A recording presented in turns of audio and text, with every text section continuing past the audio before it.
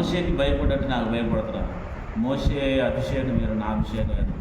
మోషే సముద్రం చీల్చివేసింది, మోషే పట్టుకుంటే జరిగింది, మాట్లాడితే జరిగింది, నడిస్తే ఆయన బట్టి నీ మందిరం మహిమ నడిచింది కదా. మరి నాకు అటువంటి కృప లేదు కదా. నా మాట అంటారా ప్రజలు అంటారు. రేపు ప్రజలందరి ముందు నేను హైలైట్ చేయబోతున్నాను. ప్రజలందరి ముందు నేను హైలైట్ చేయబోతున్నాను, గొప్ప చేయబోతున్నాను. నేను రేపు నీకు టైం స్టార్ట్ అయిపోయినట్టు, రేపు నీ టైం స్టార్ట్ అయిపోయింది. నేను నీకు ఒక డేట్ పెట్టినా, ఆ టైం వచ్చింది.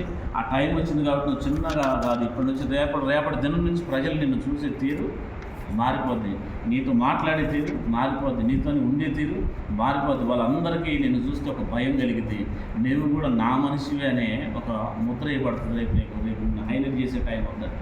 ఆ తెల్లారనే చెప్తుంది కదా, యోర్దాను దేవుడు చెప్తాడు, నువ్వు తెలుసుకుంటూ నువ్వు అక్కడికి వెళ్ళి ఆ పాదాలు తాగగానే అప్పుడు ఆటోమేటిక్గా అది ఆగిపోద్ది, యోర్దాను చీలిపోద్ది, టైం స్టార్ట్ అయిపోతుంది.